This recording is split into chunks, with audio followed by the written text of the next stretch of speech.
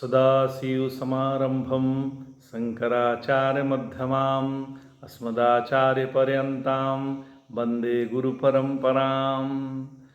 ॐ गुरुब्रह्मा गुरुविष्णु गुरुर्देवो महेश्वर गुरुसाक्षात् परं ब्रह्म तस्मै श्रीगुरुवे नमः।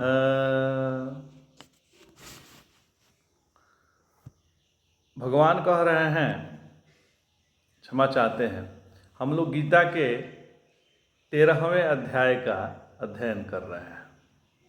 भगवान कह रहे हैं, पुरुषः प्रकृतिस्थो हि भुङ्क्ते प्रकृतिजाङ्गुणाना कारणस्य गुणसङ्गोस्य सदसद्यो निजन्मसु। पुरुषः प्रकृतिस्थो हि भुङ्क्ते प्रकृतिजाङ्गुणाना। पुरुष का प्रकृति में स्थित होने पर ही प्रकृति से उत्पन्न होने वाले सुख दुख रूपी गुणों को भोगता है। इसके पुण्य पाप योनियों में जन्म लेने में गुणों का संग ही कारण है। यह जो पुरुष है वह प्रकृति में स्थित होकर, कार्य में स्थित होकर, शरीर में स्थित होकर, मन में स्थित होकर, इंद्रियों में स्थित होकर, कर्तापन में स्थित होकर अपने को शरीर के साथ, इंद्रियों के साथ, अहंकार के साथ जोड़कर उनमें अस्मिता कर बैठता है और फिर वह प्रकृति जो पुरुष की घरवाली है रोने लगी तो वो भी रोने लगता है। घरवाली रूठ गई तो वह उदास हो गया, उसका मुंह लटक गया तो इनका भी मुंह लटक गया। अब बताते हैं इसका कारण क्या है। तो कारणम गुणों संगोस्य सद्यो निजन्मसु। प्रकृति के गुणों में इसका जो रंग है, आसक्ति है, अहम भाव है, उसी के कारण प्रकृति में परिवर्तन होता है और ये उसी के साथ पिसते चले जाते हैं। यदि ये प्रकृति और प्रकृति के साथ अहम भाव न करें तो यह बोले कि यह अत्यंत ही विलक्षण है।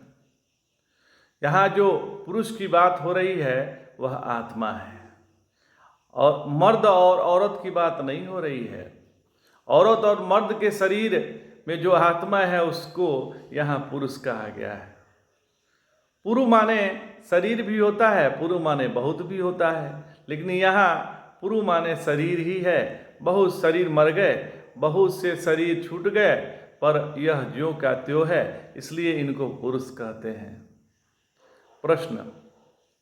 प्रश्न ये आता है कि शुद्ध आत्मा में कर्ता भुक्तापन कैसे हो जाता है। तो इसका उत्तर यह है कि प्रकृति में स्थित होने से होता है ऐसा। प्रकृति में स्थित होना ही अस्वास्थ्य है, इसी से उसका विकार भासता है और जब वह स्वस्थ अर्थात अपने में स्थित रहता है तब इस रोग से मुक्त हो जाता है। वास्तव में वह स्वस्थ ही है, बस अज्ञान से भासता है। किंतु उस निर्विकार ब्रह्म में यह विकार हुआ ही क्यों? तो यह वास्तव में यह तो कुछ हुआ ही नहीं, केवल भासता है। माने ऐसा लगता है जैसे निर्विकार आकाश में बादल हो जाते हैं तो वह मलिन सा जान पड़ता है, परंतु उस समय भी वास्तव में वह स्वच्छ और निर्विकार ही है। वह उनसे सर्वथा असंग है। वस्तुतः बादल भी आकाश में रूप ही है, उनकी कोई पृथक सत्ता नहीं है। जो बादल है आकाश में रूप जरूर है, लेकिन उसकी कोई अपनी पृथक सत्ता नहीं है। इसी बात को सूर्य के दृष्टांत से भी समझ सकते हैं। जैसे सूर्य भी सदा ज्योति स्वरूप ही है, परंतु उसी से उत्पन्न हुए बादल उसे ढक लेते हैं और वह मलिन सा जान पड़ता है, परंतु उसमें भी वह रहता है, पूर्वतः ही रहता है। इसी प्रकार केवल अज्ञान के कारण ही शुद्ध स्वरूप आत्मा विकारी सा जान पड़ता है। वह अज्ञान क्या है और क्यों हुआ? तो वेदांत के सिद्धांतानुसार सुखदेव, वामदेव और वशिष्ठ आदि तथा संपूर्ण शास्त्र ज्ञान के ही कार्य हैं। तब यह कौन बतलाएगा कि अज्ञान क्या है और क्यों हुआ? तो क्या स्वप्न पुरुष की स्वप्न कारण और स्वस्वरूप बता सकता है? जो स्वप्न पुरुष है वह स्वप्न का कारण और स्वप्न का स्वरूप बता सकता है? तो नहीं बता सकता। आगे भगवान कहते हैं उपद्रष्टानुमंता च भर्ता भोक्ता महेश्वरः परमात्मेति चायुक्तो देहे अस्मिन् पुरुषो परः। भोक्ता महेश्वरः, बहुत सुंदर भगवान ये कहे हैं। भगवान कहते हैं कि वह पुरुष इस देह में स्थित हुआ भी इससे परे है, क्योंकि वह उपद्रष्टा, अनुमता, भर्ता, भोक्ता, महेश्वर और परमात्मा कहा गया है। इस श्लोक में कहे हुए विशेषण केवल शुद्ध चैतन्य ही नहीं है, किंतु भिन्न भिन्न उपाधियों का उसके ये नाम है। माया के साथ संबंध होने से वह ईश्वर है, मतलब भर्ता है। अविद्या के साथ मिलने से वह भोक्ता है, जीव है। किंतु इनसे संबंध होने पर भी वह तीनों देहों में अतीत है। इन शरीर में से परे जो पुरुष है वही साक्षी होने के कारण उपद्रष्टा है, वही समष्टि है, साक्षी है, शुद्ध चेतन है।